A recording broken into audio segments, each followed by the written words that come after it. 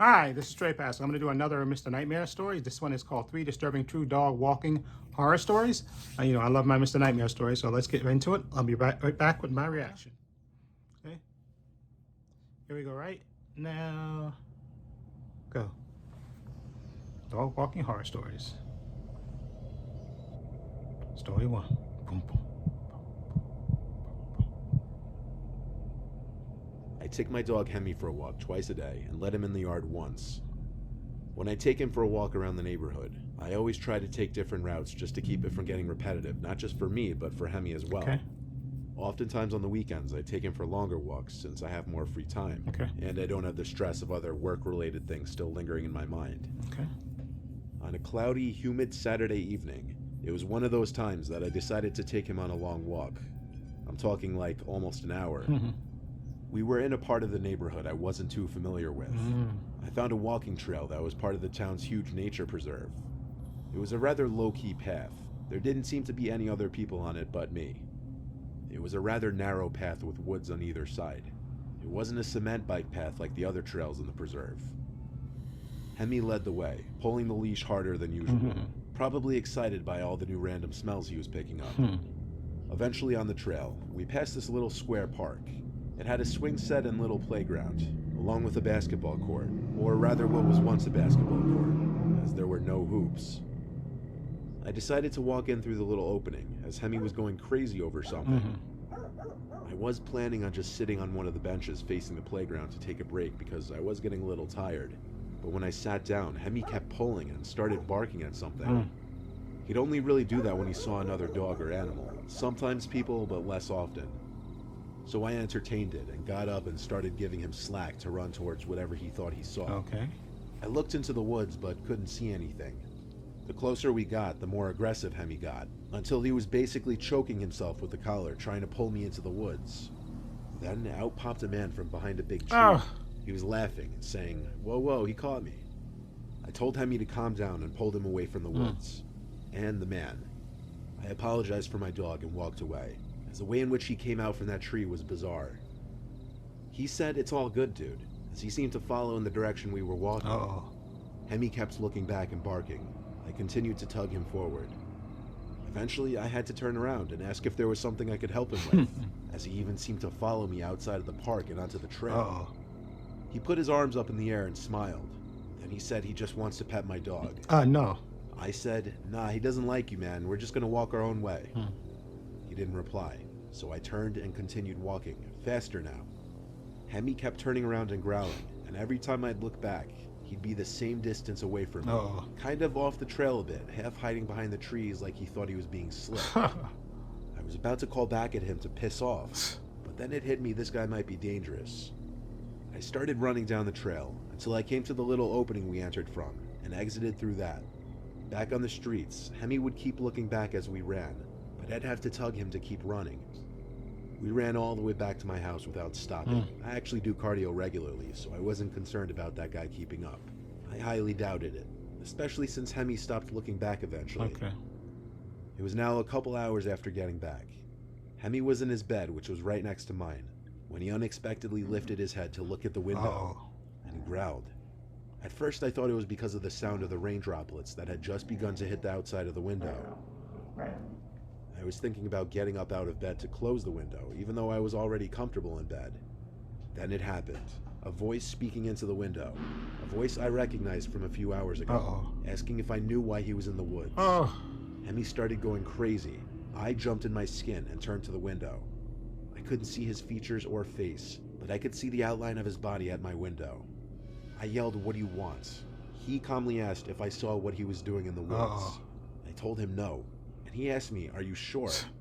I said yes with a tremble in my voice. He said okay, and I saw the outline of his body move away from the window. Hemi stopped growling after a few moments. I closed the window and latched it. I wouldn't have been able to sleep that night without calling the police. I told them I was followed by someone in the park, and that he came to my window. The dispatcher asked if the man left, and I told her to my knowledge, yes. She said if he were to come back, to call 911 again. She implied it was a busy night since it was a Saturday. I did feel comfort knowing Hemi would give me a warning at least if he were to come back. He didn't end up coming back, though, thank God. The man's words, "Did you see what I was doing in the park?" still don't really make sense to me. I wonder if you were implying he was doing something he didn't want others to see, Burying a body. and that he was worried I witnessed it. But that alone would raise even more questions. Tell the cops he probably buried a body there. Story 2. Story 2. It was a regular night in the summer of 2010. I was taking my dog Poppy out for his nighttime walk. I usually take the same route. Poppy. Sometimes I'll stray down one different block, not always though. This one night, I branched off a familiar block to a not-so-familiar one. All that I knew of this block was that there was an abandoned house on the corner. It's known as the Murder House. I've only ever passed it while driving. The first time I saw it, I slowed down just because it's such an eyesore, sticking out like a sore thumb from the rest of the houses. I never could understand why the town wouldn't just tear it down and build a new home, especially given the house's history. The reason no one ever bought it was because of the murder of a young woman inside, potentially by her boyfriend. He was never to be heard of again. No body, no signs of leaving, nothing. Walking down the block, I saw the house slowly getting closer. I already planned on stopping in front of it to take a look, but Poppy actually stopped before I even did, and just looked at the house. I could tell by his ears and his head tilting that he was engaged by something. I looked around the neighboring houses, which were spaced out generously, and our neighborhood has a lot of green, meaning tons of bushes and trees lining the streets. Plus, it was as dark as could get out, and the house was conveniently situated in a gap between the streetlights. It didn't seem like any of the neighbors could possibly be watching me from where I was, so I started walking onto the grass of the property, but Poppy stayed in place. He started to growl and make whimpering type sounds, like he was frustrated. I pulled him hard enough, and he started to follow onto the property. He was fixated on a window that was opened. I stepped onto the house-length front wooden deck and walked to the window. Poppy was still making growling and whimpering sounds. I pressed my face up to the screen of the window, surprised the window was even left open. I started to wonder if maybe someone was still managing this house in some way, whatever that would even mean. Inside the house was dark, but not pitch black. I could see the walls to the empty living room, and then the opening in the wall that led to a back room with another window.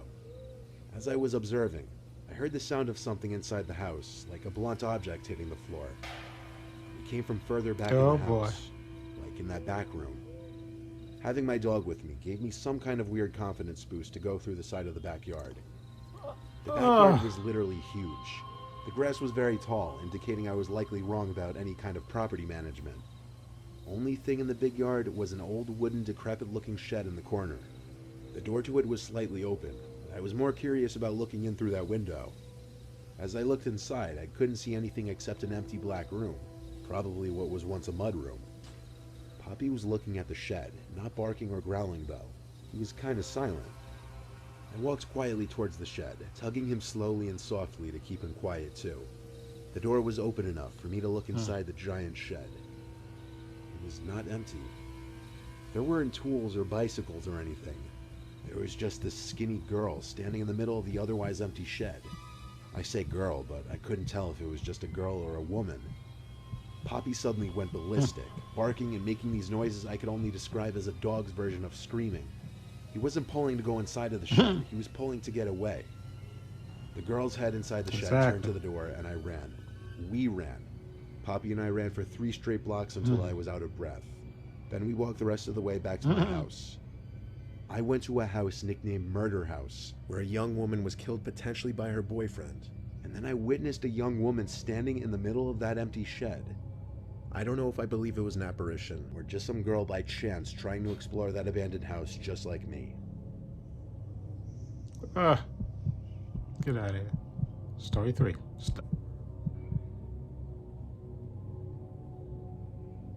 I was 10 when my parents let my brothers and I get our first dog. I'm the middle sibling, and it was always my older brother and I's job to walk the dog. Our dog's name was Nyla. Nyla was a golden retriever. My brother would walk her in the afternoon after school, and I would walk her at night. I don't remember anything about what kind of night it was. Cold, warm, weeknight, weekend, nothing. All the details I remember are what I'm including in my recounting of this experience. I was like halfway through my walk with Nyla when she looked across the street and her tail started wagging. She started barking and tugging to go say hi to this dog that was being walked by a man across the street. The man made the decision for the both of us to cross the street and allow our dogs to say hi. His dog was a very tiny, fluffy dog. I think it might have been a Maltese. His dog seemed very timid and like he didn't want to be bothered by Nyla. The man asked my name and I gave it to him, and he told me his name. I don't remember it, honestly, but we got into this long conversation about our dogs. He really seemed to like Nyla, and Nyla kind of liked him. He was telling me how his golden retriever had recently passed away, and he had a bunch of toys and dog supplies that he'd love to give me. I figured, why not? It's my lucky day. He said his house was around the block, so he led the way. I was walking kind of next to him, though, as we walked. We were in the street the rest of the way back, but the residential roads are usually quiet. After kind of awkwardly walking back to his house, he let me in first. His house was okay, modest, nothing special. He led Nyla and I into the kitchen as he let his dog go run off into a different room. He asked me to have a seat on one of the stools by the island in the kitchen and asked if I wanted anything to eat. He offered me a bag of chips, and I accepted it. He handed me a bag of some off-brand potato chips. Then he just sat on the stool next to mine and started petting Nyla. He was awfully close to me, and then he looked down at the bag of chips, I think, as if he were waiting for me to open it. I put it on the island in front of me. He just sat there petting Nyla, not saying much. I was wondering when he was going to get the dog supplies he promised. He didn't show any signs of doing that, though. Instead, he was asking me personal questions, making awkward small talk with me. At one point, I remember he even patted my knee as if he were my father or something. I remember an overwhelming feeling of discomfort suddenly, so I finally asked about the collar, toys, and other supplies he mentioned. He said he'd be right back and go get it. He said it, not them. I remember picking up on that. He left through one of the two doorways in the kitchen. Then I heard him stomping downstairs to the basement. Moments later, I heard him call up to me to come downstairs and check out some of the stuff he wanted to give me. I got up just to walk over to the basement door, still deciding if I'd want to go down. But then Nyla started growling at something behind the open basement door. Oh boy. There was someone crouched down in the dark hallway. I didn't really know what to think, but I just left the house in a hurry. I got home and didn't say anything to my family. I just went to my room the rest of the night, quiet and shooken up. It was the first and only time I ever felt I was about to be targeted for being a young age. My only explanation was there were two men in that house, and the second I'd walk into that basement, the other would have shut the door on me. I didn't tell any of my family about it simply because it made me uncomfortable and honestly slightly embarrassed. Telling the internet anonymously is completely different. Oh boy. Come on.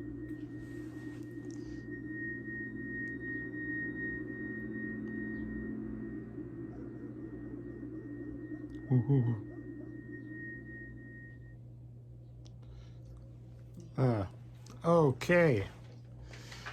Those are okay stories. The last story, come on. Come on. No, why you gotta go back to, you're being naive. You're going back to somebody's house? Get a toy? No, thank you. I'm not going to somebody I just met on the street to their house, okay, to get some free toys. Don't be naive. Okay, it almost got you killed. Luckily, the dog was barking for you, barking because he sensed the other person down there. He's trying to warn you, hey, dumbass, don't, let's not go down there. It's gonna end badly for us, okay? But especially for you, it's gonna end badly. I may get some new toys out of this and a new owner, but it's gonna end bad for you, okay? So let's get out of here, okay? Now, the first story, come on. Yeah, the guy was probably burying a body in the woods, and and the dog, probably smelled him and then ran up, and he probably, hid. But then he came to your house and asked you, "Did you see what I did? Did you see?" Come on, that's just too freaky. Because, like, what? Why would the guy follow you if he thinks you saw what he did and not just come in the window and kill you? Okay, exactly. Because if he's burning a body and stuff, and he knows that you knew you was there, and he thinks you know that what he was doing, he'd just kill you. Why would he come and ask you that question? Like, are you sure? You sure you didn't see what I did? Oh, okay, good. No, that makes no sense. He would break into the house and kill you, okay? Since he's not sure that you didn't see him burying the body that he was burying, okay? He would kill you and then go, okay? Yeah, that's what I would think, okay? He wouldn't just do that, okay? That makes no sense to me, okay? That he would just, break into the house and come back, follow you all the way back, and then just ask you that question, and then just take off once you. And that makes no sense. He would just he would break into the house and kill you, okay? And then just to be another body he got to bury. He may have to kill your dog too. And so that's two potential bodies he has. You got to go back to the woods and bury you and your dog, and that way he's safe. But anyway, the second story. Come on, why you got courage to go into a deserted house? Come on, and then there's some girls in the shed. Come on, that makes no sense. It's probably just probably the shadow or something, or maybe like something standing in that shed that looks a rake or something. It looks like in the dark your senses are heightened and stuff, and you probably just panicked and thought that was a woman there or a human, and you panicked and ran. Luckily you ran, but you shouldn't have went in there anyway. Okay, that's a deserted house. What the hell do you want to investigate? Because probably, like I said, who's going to be in an abandoned house besides maybe some homeless people and stuff, right? And rats and whatever else is in there, right? It could be some homeless people, some people squatting in there. And so why are you gonna investigate? This is not fucking Scooby-Doo, okay? Why are you gonna excuse me my language? This is not Scooby-Doo. So why would you want to go? Let's go investigate. No, okay? I'm not going to investigate. The dog was telling how to tell you no. We don't investigate this, okay? The dog's trying to tell you. Listen to your dog, okay? Dogs got good instincts, okay? Just like the dog in the first story, he was trying to tell his owner, "Let's get out of here, okay? Let's get out of there's there's somebody in the woods there. Somebody hiding there, okay? He's trying to warn you, okay? And the good thing he said, the dog sensed that somebody was out there, and so he started going crazy. That's the good thing about having dogs and stuff, because it was cats don't give a crap. Okay, but the dog, senses, they can smell. Their senses are heightened, and they can hear. So super, they can hear, they got super hearing, and they can hear, and they can just, and give you that early warning sign. Okay, but like I said, I don't believe it. Come on. The guy would have killed you. That story, I kind of like, because the guy would have followed you back to your house and said, asked you, "Did you see what I was doing? Did you see? Please, like, what? He's gonna take your word for it? Okay, and the cops come after him? No, he's gonna break into your house, kill you, kill your dog possibly, and bury you too in the woods. Okay, and that's what that makes. That makes no sense. Okay, so like I said, the third story I think is this. That was the freakiest, because come on, the guys, come on. That just sounds freaky. I'm gonna give you some toys for your dog. Come down to his basement. Come down to the basement. Just bring. Come down to the basement. The dog said, "Hell no, we're not going down there." Okay. The dog said, "No, there's somebody else down there." Okay. Let's get out of here. Okay. That's basically what the dog was telling you. Okay. Thankfully, like I said, your naivety. Excuse me, that's a word. Almost got you. Like I said, he probably wouldn't have killed the dog. He probably would have kept the dog. And the dog would have probably had some new toys and stuff. But at least your dog was trying to protect you, telling you, listen, there's somebody else down there. You don't want to go down there. Okay? So anyway, I love these Mr. Nightmare stories. Anyway, I'll leave a link to Mr. Nightmare's channel in the description box so you can check it out for yourself. Also have links to my Facebook, my Twitter, my Instagram. Also have a link to my other channel, Abusing the Pins. Check that out as well. Also have a link below to my Patreon channel. It's only $5 a month. Check it out. Lots of content on there if you want to join that. It's only $5 a month, and like I said, I'll be adding content on there as I go along. Right now there's Doom Patrol season 2 on there, The Mandalorian season 2, the Snyder Cut in 4 parts, Captain America Winter Soldier, the finale episode 6 is on there. What else do I have on there? I have something else. I have WandaVision on there as well, and I have behind the scenes video on there. I do my videos, and also outtakes and stuff. So lots of content on there, and I'll be adding more content on there in the future. Probably Titans season 3, and probably Stargirl season 2. Season 2. And I have Stargirl season 1 that I think I'm going to add on there as well. Okay, because I have Stargirl season 1 and I have The Boys season 2 saved on my computer. I may add those again to my Patreon. So there's tons of content, unedited reactions on my Patreon channel if you want to check it out. Again, only $5 a month if you want to check it out. Okay. Anyway, this is Trey Pastor saying so long and take care.